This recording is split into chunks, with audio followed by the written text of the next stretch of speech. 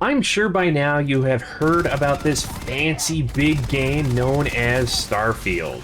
Created by Bethesda, the great minds behind the Elder Scrolls and Fallout series. Now, I only put about 30 hours into the game. You can check out my playthrough in the description. But I only managed to get through the main story in that time. I can imagine exploring everything Starfield has to offer could take over 5 times as much time. Even so, I'm confident I have seen enough to let you know whether you might enjoy the game or not. So stay a while and listen. Then, I'll give you my rating and place this game on a shelf.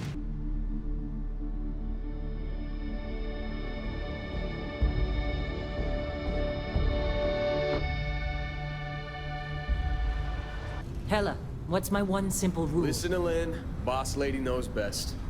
You'll start the game as a humble miner, working with a crew about to make an amazing discovery. While digging deeper into a planet, you come across this unique metal thing, giving the detectors a fit. So, naturally, you decide to grab it, throwing your mind into the farthest reaches of the galaxy and back, knocking you out cold. Shortly after you come to, you're greeted by a stranger and immediately start the adventure of a lifetime to try and answer why this strange metal thing did that to you. That fun, huh? Not the most gentle push into the great mysteries of space, but hey, been there. Light 'em up! Open fire! Go around! I'll cover you! The language and graphics are low-key when it comes to the kids watching. A lot of gunfights and such, but body parts aren't flying everywhere on deaths, so I don't feel like it's that big of a deal. Flying through space is a lot of fun and entertaining to watch, but there are some tedious spots when it comes to figuring out some things or working towards a major goal. The only thing I'd worry about there is boring the kids. It isn't non-stop action the entire way through the game.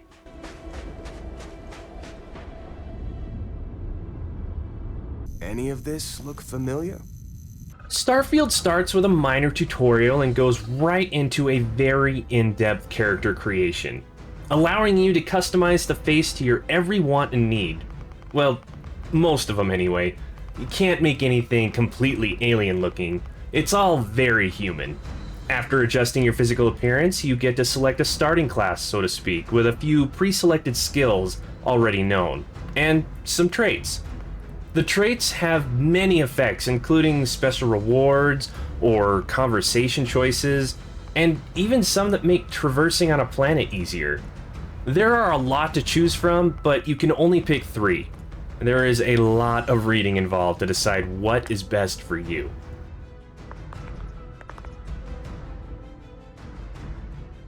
We cannot breathe here, which means one more way to potentially die. With character creation done, you are ready to take on the galaxy. With over 1,000 planets, you can explore for a very, very long time.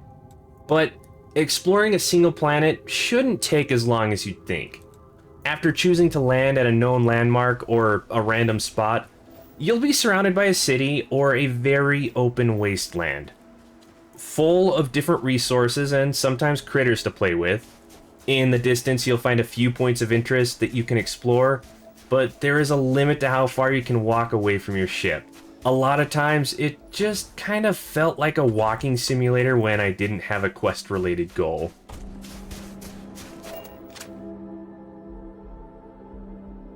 Captain, I assume you know how to fly, eh?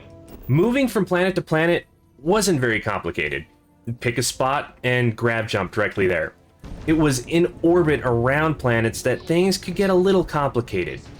From the cockpit of the ship, you are in control of everything, like moving the ship around to shoot enemies or talk to friendly ships. The hardest part I had with commanding a ship was the diversion of power to necessary parts of the ship during firefights. Only so much power is on a ship, and it has to be divvied between weapons, shields, and thrusters. I got used to it eventually, but starting out was quite stressful.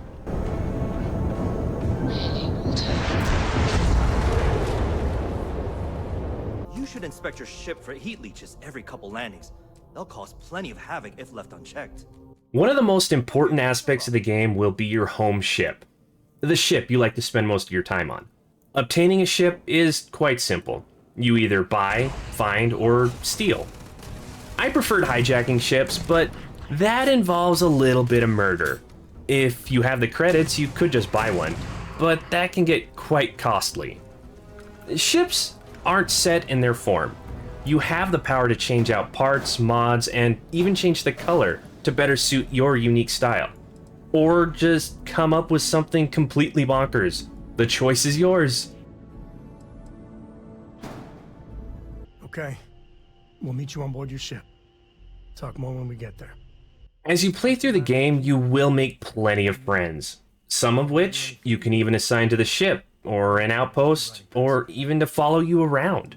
They will have different skills when they join that will benefit wherever they're placed. For instance, if you have a crewmate with a shield skill, your ship gains the rewards. It's worth double checking all of their skills before assigning them to a position in your roster. I have sharpened the blade for this very occasion. Just in case we need it. Life in space would get kinda cramped inside of a ship the entire time. That's where outposts come in. You can build up to 7 outposts almost anywhere you want on any planet. On the outpost, you can build any number of things, from drills for resources to chairs just to relax on. If you have enough of the right materials and a high enough skill level, you can create your very own personal paradise on some planet far away, or even a giant factory that manufactures materials for you to sell.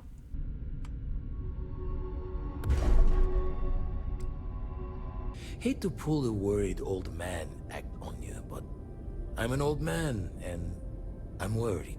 As you progress through the game, you will constantly be interacting with people throughout the galaxy with your weapons or words. When talking, almost every response option includes a nice comment or a rude one. Sometimes even a special response connected to a trait or a specific skill you have. Depending on what was said, the NPC will react accordingly.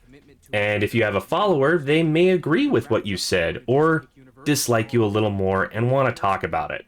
I once had a crew member that absolutely hated me for a minute, but I really don't know why. Maybe I accidentally shot someone. We had to have a lengthy conversation to finally hash it out. Have you lost your mind? Is there even a mind to lose? The skill tree is built up in 5 sections, each with their own tree to work down. You'll have access to everything on the first line, but have to input points in order to unlock skills farther down. Every skill had various levels to them, with the only way to unlock the next level would be to actually use the skill. Like, picking so many locks would increase the security skill. At first, I thought leveling up the skill would just give me the next one, but sadly another point has to be earned through leveling and put into that skill, making for a lot of points needed to max out everything.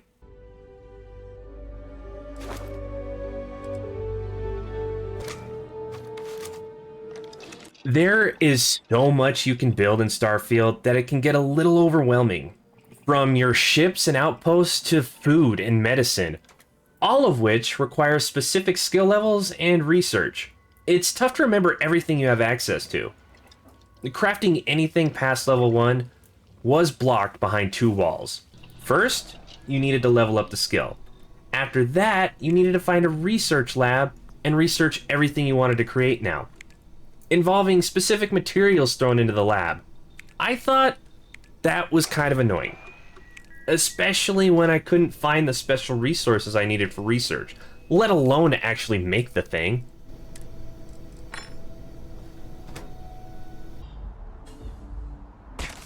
Thankfully, I didn't run into a whole lot of issues with the game, but it's kind of expected to find a few oddities due to the sheer size of the game. I feel like they just add to your very own unique experience.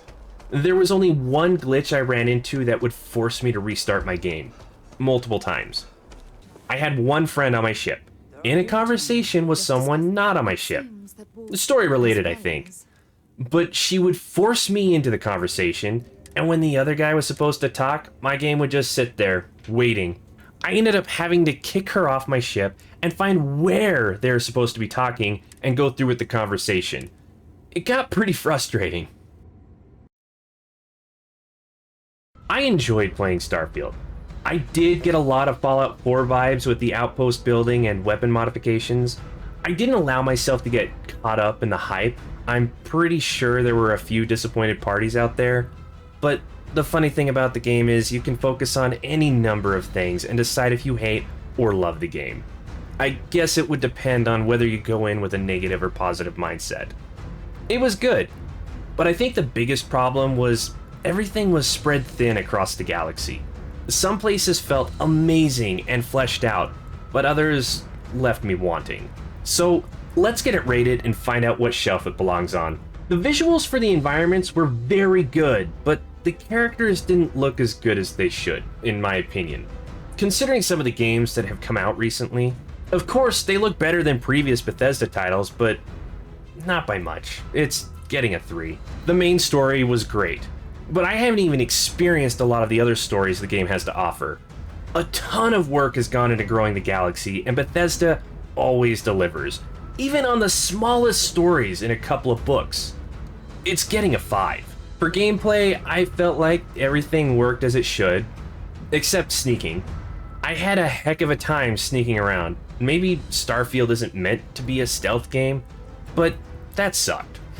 Piloting ships was fascinating, but traveling around planets was bland.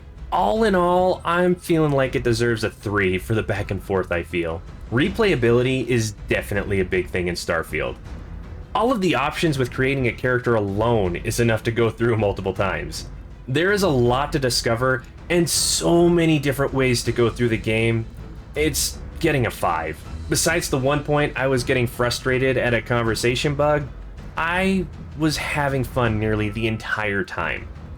Walking around was really the only boring part of the game. So, not quite the best, but still worthy of a 4. Giving Starfield a solid 4 out of 5, earning it a spot up there halfway through the top shelf. I did play the game through my Game Pass subscription, but I imagine I'll be buying it. I may stop playing it at one point, but there will definitely be a time in the future when I have to get back into it and mess around for a while.